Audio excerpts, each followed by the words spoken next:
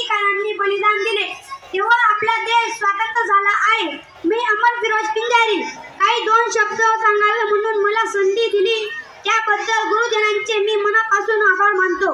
आज मी 5वीत शिकत आहे, पण त्या अगोदर इयत्ता 4थी पर्यंत याच आपल्या मराठी शाळेत शिकलो आहे। या शाळेत शिकताना इयत्ता 3री पर्यंत मला श्रीमती शीतल चव्हाण मॅडम होत्या। त्यांनी मला खूप चांगल्या प्रकारे शिकवले। त्यांच्या वर्गात इयत्ता 3री नंतर परीक्षेत माझा जिल्ह्यात 4था क्रमांक आला होता। तसेच आज जे बक्षीस मिळाले आहे बीटीएस परीक्षेत मी इयत्ता 4थीत जिल्ह्यात प्रथम क्रमांकाने पास झालो आहे। ते सगळे श्रीमती शीतल चव्हाण मॅडम, श्रीमती सांगळे मॅडम यांना जाते।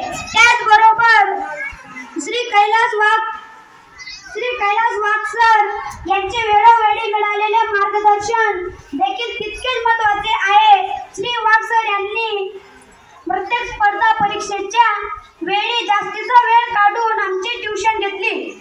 जर शाळा 11 वाजता भरायची, श्री वाघ सर 9 वाजता मोटरसायकलने लवकर येऊन आमची क्लास घ्यायचे, आम्हाला शिकवायचे व त्याचा फायदा मला झाला व मी आज बीटीएस परीक्षेत जिल्ह्यात प्रथम क्रमांकाने उत्तीर्ण झालो।